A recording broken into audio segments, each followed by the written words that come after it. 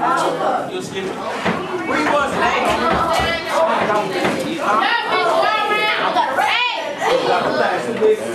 I know, but I really got to take y'all paper out.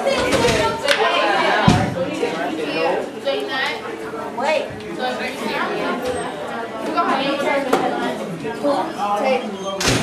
I ain't 255. Shut up. Yes, I ain't had a foot my earring. Take some home back. Hey, somebody give me, hey, John. This morning. Turn on top She of gonna be a it. two-year mom in my dad, right? I ain't got this phone here. Hey, Don, you got it. I went back to sleep on this bus right. You got it. I thought I had that. Who was that? Your sister. No, I was like, it was I got it. Yeah, I forget in trouble. Hey, give me shit back. It's Pete. Alright, so let me get your right. Y'all know who you have to know how this works.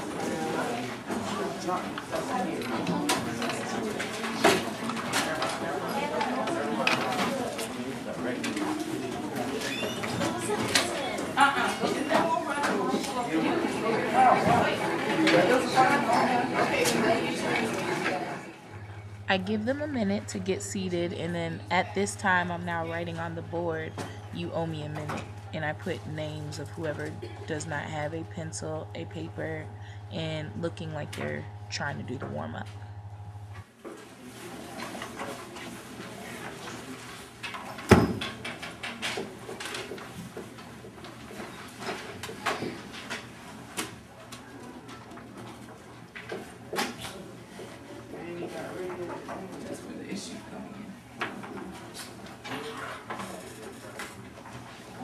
Getting a lot better, guys. Only got 2 days. Good job, guys. So now we're gonna take some time to reflect. All right. I'm giving you exactly 5 minutes to answer these questions on your own sheet of paper. There's no questions. You should, so that you understand what you answer.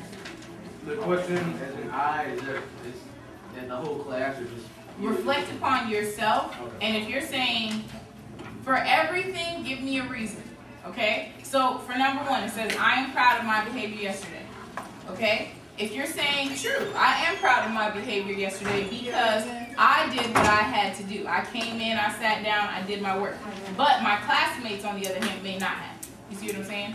So, even if you say false, let's say I am not proud of my behavior yesterday because I know I came in, I didn't do my work, I wasn't listening to the stuff. You see what I'm saying? So regardless on your answer, I need a reason on to why. Okay? We're not going to discuss this. It's not open for, oh, shoot, I thought I'm going to do that. Sorry. I wasn't here yesterday. But you still need to have paper out ready to go, so that's fine. Alright, so now back to what I was saying. So there should be a reason for everything.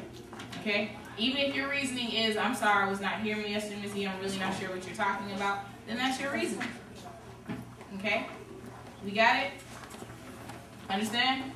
Yes. Right, you guys get exactly 5 minutes to do what you got to do. You know the deal. When the buzzer goes off, you go ahead and turn it in, okay? Alright, so guys. The expression on the board is 36x to the third power over 42x squared. Rational. There you go. It's a rational expression. Okay? Now, what is telling you that this is a rational expression, Kayla? What's that telltale sign? It's in fraction form. Alright? Do we all get this? Okay? Alright, so for those of you who are not paying attention, but for those of you who are not here on Monday, I'm sorry. Please make sure you're paying attention now, because this is your way to get caught up, okay? We got it?